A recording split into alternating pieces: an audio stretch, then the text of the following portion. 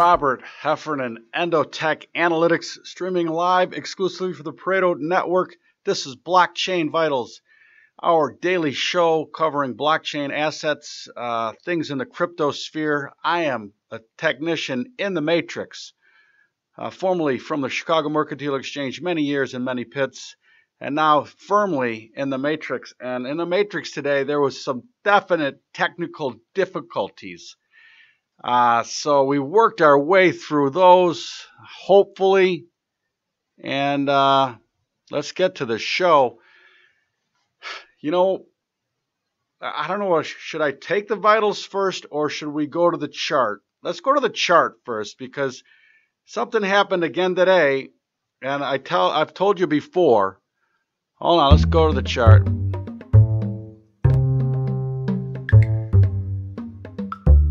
Going to the chart, when I see a chart formation, you know, I'm not specifically, a total chart freak.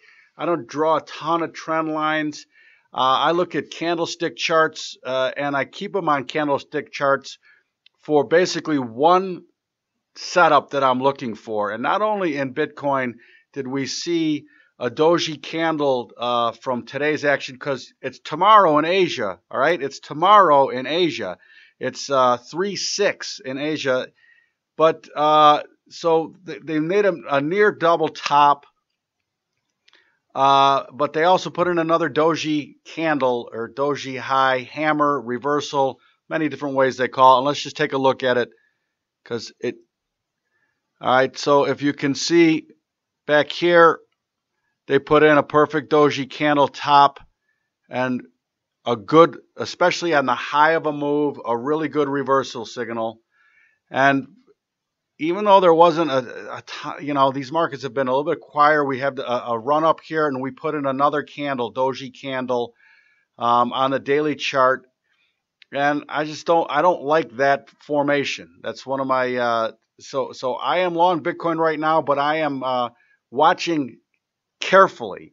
All right, and I'll tell you what I'm going to watch for in order to lighten up or get out completely of my Bitcoin position. So let's take the vitals now. We take the vitals every day. The vitals are part of that blockchain vital sheet. It's a snapshot of the relative health or sickness of any particular blockchain asset. We do it every day, and 3 different trading methodologies incorporated in the sheet. The sheet has a pivot model, which is the left column, the value range high and low, top right, and the standard deviation model is the lower right. So let's go to Bitcoin, currently trading 11,301. Value range 11,455 to 11,575. So you can see we are firmly opening this trading day below that value range low.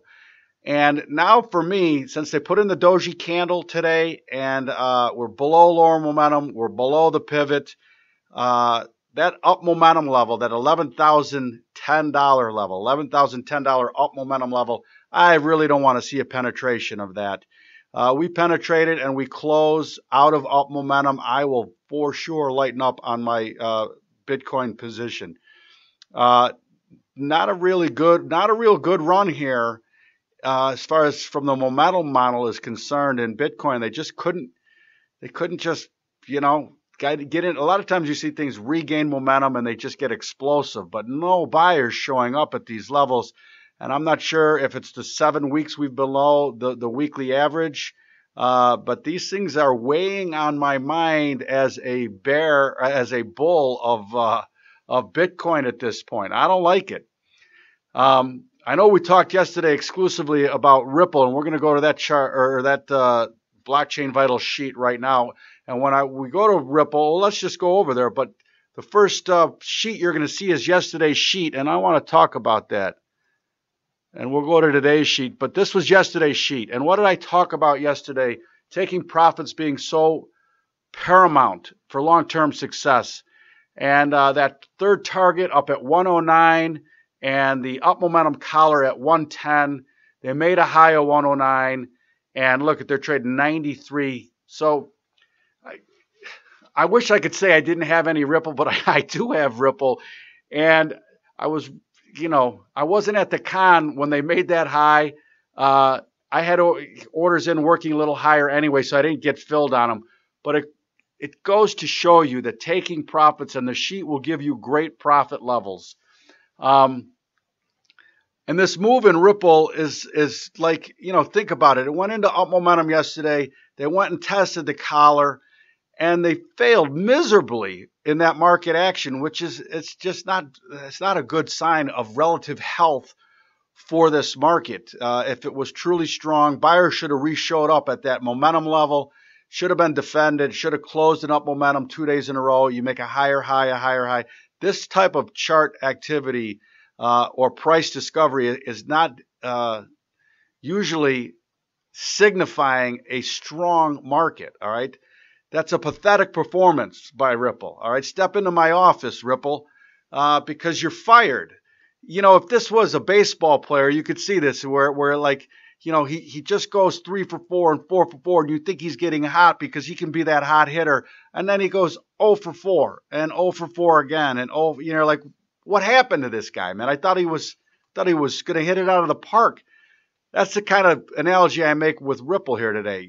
Not only out of upmo, trending towards that center line, and the lower momentum level is within striking distance.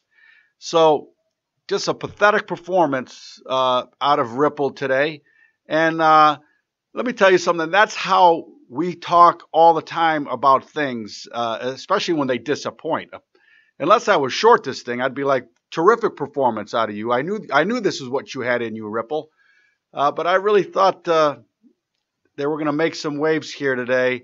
And now if Bitcoin trades and closes out of up momentum, I'm going to go to the tether on just about everything, because I have not seen a clear indication that when Bitcoin gets demolished, that a bunch of other coins do great. There is so much parity that I will, as they say, run for the hills a little bit here and move a bunch of my crypto assets to the tether and wait for this thing to shake out. Again, Bitcoin, 2 real negative things. That doji, the double top basically from several trading sessions ago is high.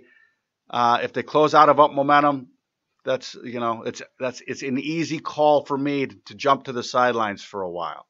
All right, we're going to cover Ethereum here and just take a look at it. 840, back below the center, below the value range. None of these things are looking so great right now, and I don't know what happened late to push these things down. I didn't see a news thing come across, and it doesn't matter. All right, it doesn't matter what the news is. If the market's giving it credence, if the news is being acted upon, if the price discovery is making that news acted upon, you have to pay attention to that. All right, you have to pay attention to doji hammers. You have to pay attention of things that were in up momentum and are no longer or cannot hold that momentum.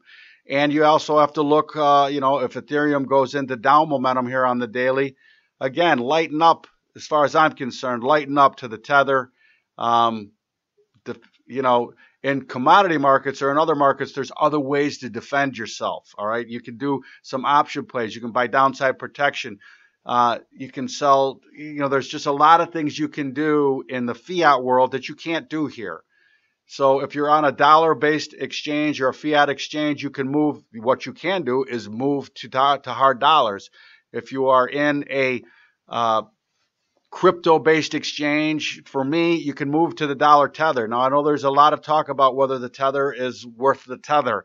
And for me, as long as that tether chart looks reasonable, that's a reasonable place for me to run and take refuge in. Believe me, if that dollar tether chart didn't look good, if it didn't look like it was dollar for dollar, I think the chart's going to bear that out. So I pay attention to that. All right. I wish, I'm a bull. I'm a bull in these things, man. This is a long only market, so I get discouraged when we find some momentum in some things and they can't follow through. But I'm not going to bury my head in the sand, all right, when that happens. I'm not burying my head in the sand. You have to be proactive on your rules of engagement and move to safety when you deem it necessary. All right, that's what I'm looking at. I am paying close attention to that up-mo level. Let's go back to Bitcoin one more time just to check it out. 11,010. It's trading 11,321 right now. Really want to see that level hold. I guarantee you there's going to be an argument at that level. In general, when I say there's going to be an argument at that level, I expect volume to spike in that general area, and we'll see how the day settles out. Definitely don't want to see it close below that level. I don't mind a penetration necessarily as long as it is.